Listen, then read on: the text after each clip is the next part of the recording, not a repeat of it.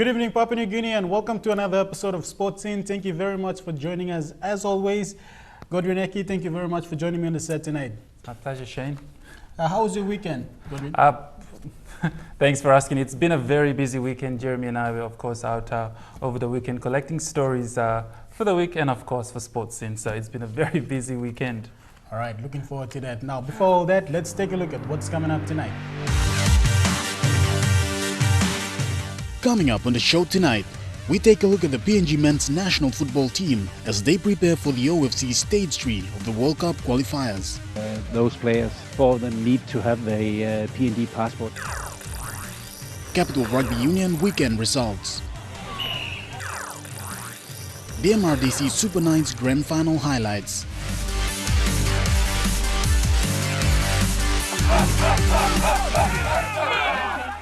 Port Moresby Corporate Volleyball Competition Playoffs. Beach volleyballers in training for the Commonwealth Games Qualifiers. Longbows and more. Yes, we have all that and more on tonight's show. But first, let's take a look at our weekend sporting brief.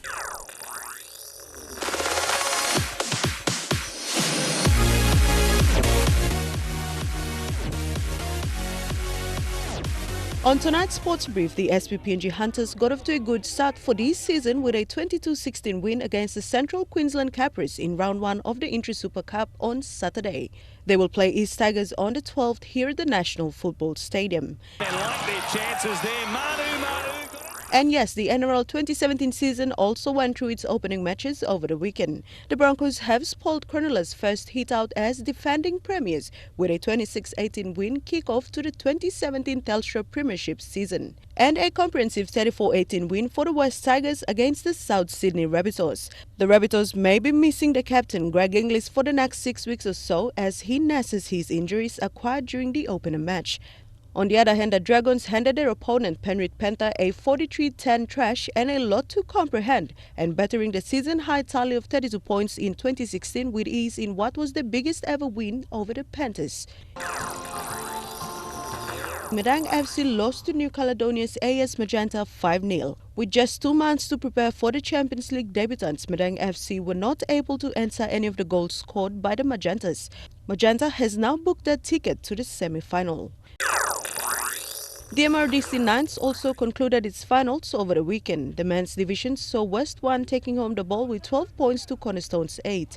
Double Warriors defeated West Team 2 16-4 and got themselves the ball. And the MRDC Cup went to Taranga with 20 points to Royal Team 1 16. The women's division saw Cornerstones 2 beating the Paga Panthers Team 2 10-6 and scooping up the ball. A great comeback for the Paga Panthers as their Team 1 took home the Grand Final plate after beating Butterflies 12-8. And the Grand Final Cup went to Hohola Flies as they defeated Royals 14 points to 8. All right, thank you, Dino Striker, with all that weekend sporting brief. Now, Godwin, a new Rugby Union team, the Central Highlanders, successfully participated in the Capital Rugby Union pre-season competition that ended over the weekend. So who are really looking forward to the proper season this coming weekend? That's right, Shane. This is, of course, obviously a very new team, and they've only been part of the pre-season competition for Capital Rugby Union in the last couple of weeks. And this weekend they had their last competition, and now everyone's looking forward to the proper season, of course, which is going to start this weekend coming. And I managed to catch up with Nori, who's the president of the team, and of course Larry, who's also the captain, rather, of this team. And here's what they had to say over the weekend. We started last year, me and a group of guys. 2 of my friends were from Central, myself and my elder brother. Is at the back. We came together and we decided, because we were playing initially under a team that was in the CRU, known as the Vikings, but because we were having management issues, we didn't have, those management support wasn't there, and we had a lot of young guys who were interested in playing, so we decided to take on the leadership and pull out of the Vikings and start this new club. And it's the Central Highlanders. We were very fortunate to get support from CPL. We met with Mr. Patel and his CEO, and they were willing to help us out. They got us some new jerseys and stuff. However, we have had other clubs join. We have had some boys coming from the University Piggies, and yeah, some Wanderers boys as well have joined us, but not a lot. Mostly the old guys there, just to come and give support to the young players, young upcoming players. But most of the guys have come from the Vikings. We're looking more at sports as a development tool. So, fielding a lot of boys, the bulk of our team, like I said before, are juniors. So it gives them something to do on the weekend, give them some goals, a focus of where to go. And if they make it to rep level, it should push, give a good platform for the others coming through to follow through with perhaps the programs that we run. All right, great stuff there. Now, still on rugby, the MRDC Super 9s competition concluded its grand final over the weekend for the Plate Bowl and Cup grand final. Let's take a look. It was a thrilling encounter over the weekend that saw 12 teams play for Bowl, Plate and Cup final. Tarango take on Royals, both teams defending their try mark until Zay Forova found himself a sideline gap through it to score. Before half-time, they brought the crowd to their feet with their blinding speed and creativity, so 2 more tries from Tarango, leading 12 points. Royals didn't give up easily. With hit-ups, gained much ground into Tarango territory, eventually finding space for first and second try.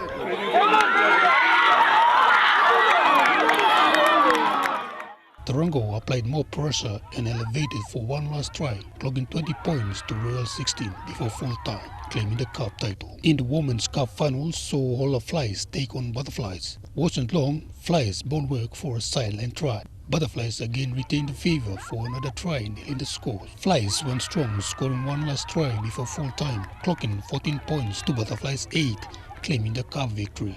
I think it's a really good thing. I just arrived today and watched 2 games. So in Australia, the Women's Rugby League is really growing, and I'm really happy that the Women's Rugby League is growing in our country as well.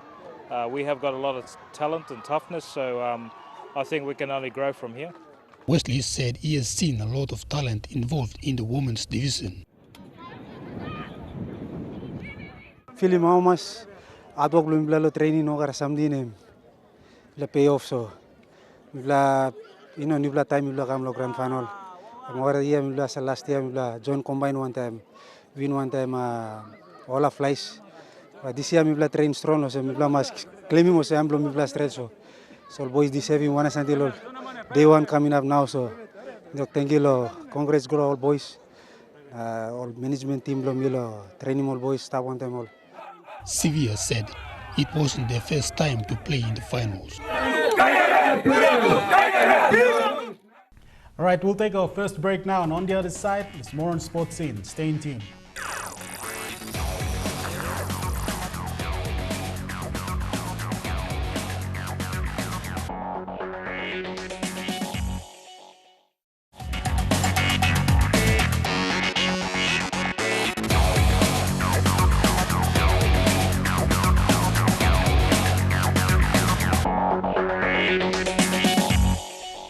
Welcome back to the show. If you just joined us, you're watching Sports Scene. A Port Moresby Corporate Volleyball competition saw teams such as NAC, PNGA, Digicel and BPNG battle in the Plate, Bowl and Cup final. Godwin, you were there to cover the event. Give us a brief update on that. That's right, Shane. Now, so many corporate houses participated in this tournament, and this grand final is running for at least 3 weeks. So they're playing in different divisions. There's Pool B matches and Pool A matches. And next week will be the second last round of the grand final, and then the following week we'll see the grand final.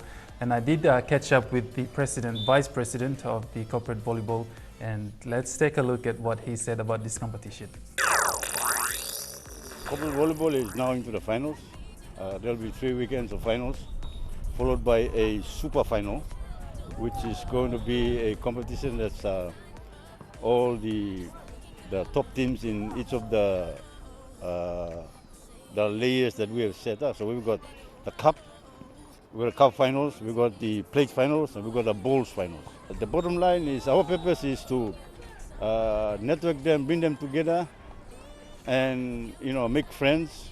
The environment is really to create a family or friendship atmosphere, and also to get them to know each other so that they understand and they share their experience and knowledge. It's really good. It's good to mingle around with the other companies.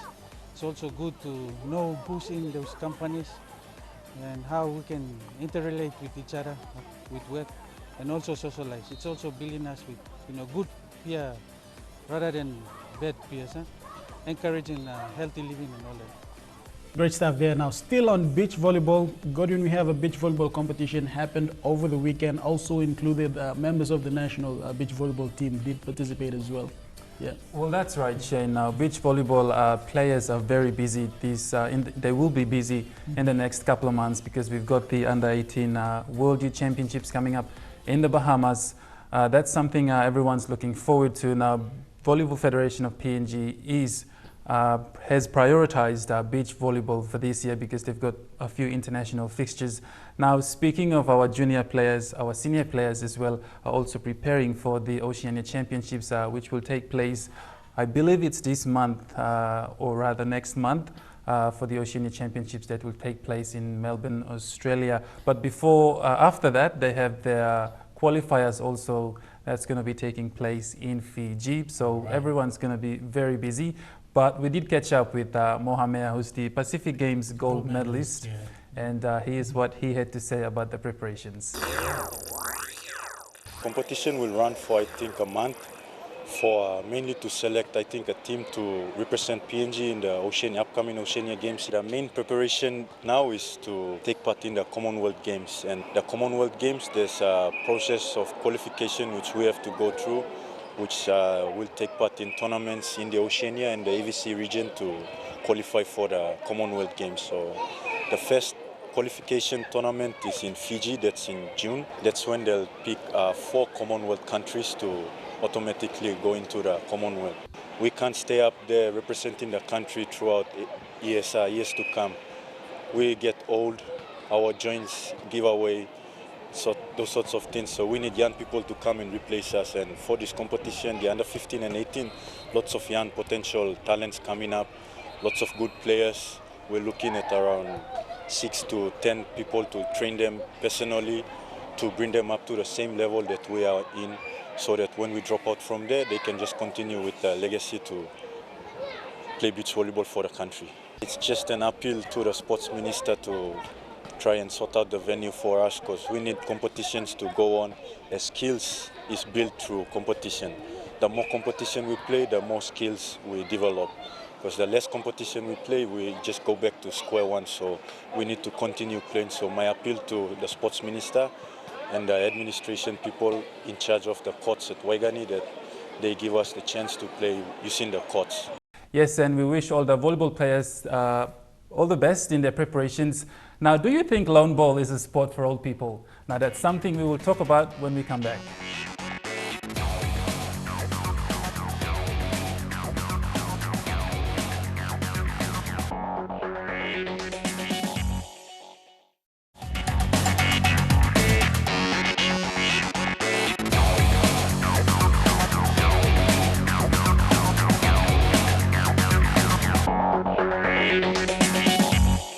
Welcome back. If you just joined us, you're watching Sports Scene.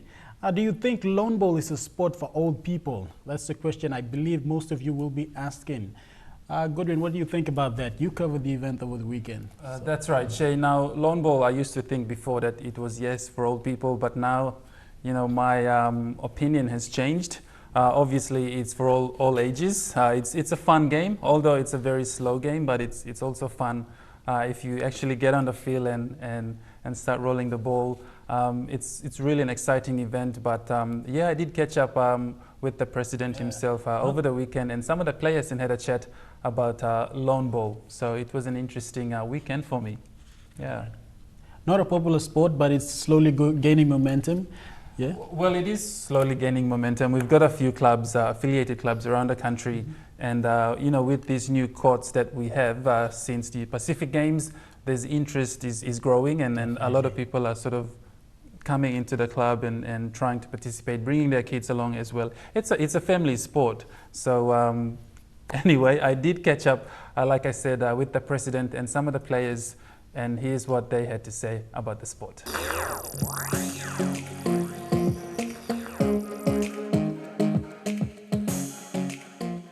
The recent Pacific Games we had brought about this new state-of-the-art facility. What you're witnessing as the game is being played today, you're witnessing a new breed of players who have taken up the game because of this facility. They're keen, they're interested. We've gone as far as the age 7 who have now taken up bowling. The last 42 years have been the same people, and there's been a decline and a decrease in the number of participants in the sport of lawn bowls. So this facility is new. We introduced the junior championship last year, which was the first under my leadership, which was the first, and we've brought about 52 new young bowlers aged between 7 and 24. The interest is, it was an inaugural year. The interest is now skyrocketed. We've got now a total of 113 to 122 new young bowlers within the age of 13 and 24. What we're trying to do here at Metro Club is basically we want to make the sports and the facility, the area, as conducive for families to come, and enjoy, play balls. It's exciting times for PNG bowls, especially the bowling game itself, the code itself. Given the fact that we've recently, there's been an announcement that we're gonna be back on the Commonwealth Games, so that's where we got our first goal. So we're looking at producing more gold medal prospects. We're actually in the process. Yes, we have a plan with the PNG Bowls and also the club here. We have our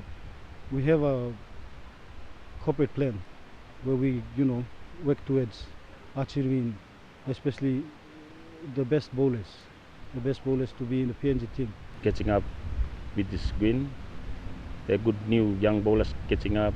Everybody's developing their skills in throwing balls, good balls, playing good balls, and yeah, so far so good. Yeah. Wow, awesome stuff there. Now, Godwin, I understand that there's a team who will be traveling to Gold Coast for a competition. That's right. At the end of this month, Shane, a group of maybe 3 players, I believe, but they're saying 6. But we're not too sure, but I believe it's, like I said, 3 of them. Now, they're going to travel to Gold Coast, Australia at the end of this month to represent PNG at the Youth World Championships for Longbow. It's for most of these players, it's very new. It's also a major event for them in 2017. So everyone's looking forward to this. Now, MRDC is sponsoring these young athletes as well who are traveling to Gold Coast. So, we wish them all the best, and hopefully they can bring back a medal or 2 when they return. All right, thank you, Gordon, for that. We'll take a short break now, and when we come back, PNG men's national team prepares to take on Tahiti.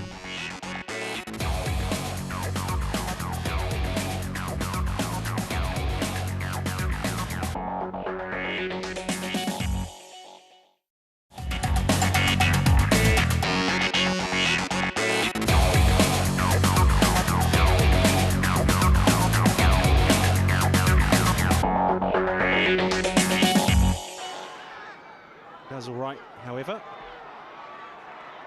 And this is good from Papua New Guinea. Semi. Michael Foss has made a run just in behind Fenton. Semi. After the conclusion of last year's OFC Nations Cup, many players in that lineup had been able to secure contracts with overseas-based clubs, ensuring a high level of continuous competitive play for the individuals involved. Alongside that fact has been the inclusion by the coach of additional overseas-based players, although there is an issue that he hopes will be resolved in time for the qualifiers. We also have to have in mind that those players four of them need to have a PND passport. They need to have a dual citizenship. So we are really depending on the help from our government that they can have this dual citizenship on time. In general, the signs do appear positive for the national team's preparations. The addition of younger players in the team, taken from both the under-23 and under-20 squads, as well as the availability of USA-based Alwyn Komalong and Wira Wama, are an undoubted boost.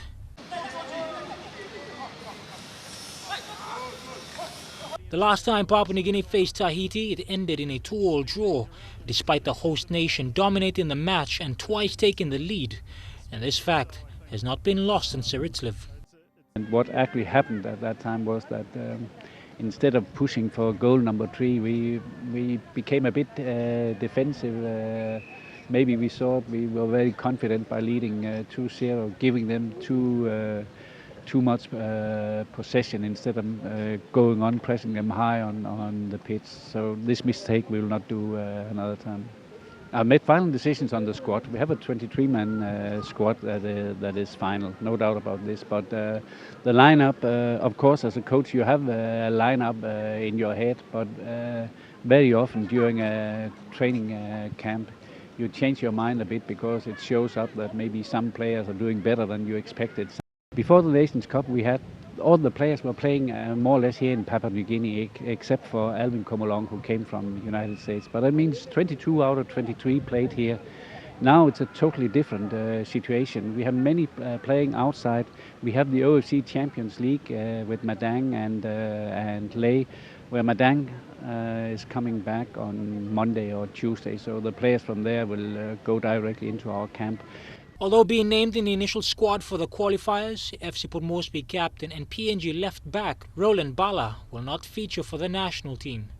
Instead, he will be undergoing further rehabilitation and recovery ahead of his move from the nation's capital to Wellington FC in New Zealand. Members of the squad from both Lay City Dwellers and Madang FC will join the team upon return from duty in the Champions League. Yes, and there you have it, our national football men's team in preparations for the next tournament. Now, Shane, obviously, what can you tell us about their preparations? Well, the preparation has been going good. I think Coach Fleming Seritzlev have been bringing the boys back now. They're all in training. A few of our players who have been playing overseas, for instance, some of them are taking part in the OFC Champions League, Raymond Gunamba and Nigel Debinyaba. But after that competition, they'll all be here. And train and wait for the OFC Stage 3 qualifier of the World Cup. What do you have to say about the international players that have been brought to our national side, as well as our overseas-based players? Well, I think it's about time we have some international exposure, especially our players playing abroad. That brings sort of a new experience to the team and add depth to our game. And I think it's a major boost for our national side, given that some of our best players that got excluded in the likes of David Muta and our experienced veteran backs there, Korea Kupaiga and them. So I think all these new players coming in the squad, definitely a boost for our team. Now, also over the weekend, Shane, like I said earlier at the start of the show, it's been a busy weekend for myself, and I've seen some competition of football. And I've seen so many young people, participating in the sport or just being spectators on the side of the field. Now, what do you have to say about the development programs for football in the country now that the interest is increasing, especially, hosting the recent under 21 Women's World Cup? Well, I think our development program has been steadily improving in all other provinces apart from NCD, but including NCD. I think PNG-FA is doing a wonderful job in getting these programs up and running, investing in us, our smaller generation, to actually start playing when they're young. So when they are at the prime age, they actually used to play in that level, and as well as give them the exposure when they need, also traveling abroad and stuff. So, but I think PNG-FA is doing a wonderful job in that junior program. Before we go, Godwin, just give us a brief update on what's coming up this weekend. Thanks, Shane. Now, if you're in Port Moresby, to our viewers out there, there's going to be so much sporting activities coming up this weekend. We're going to have the under-18 and under-15s beach volleyball, as well as our seniors. They're also training in preparations for their overseas tournaments. We also have the corporate volleyball, who are entering their final stages of the grand final competition, which is going to end following weekend.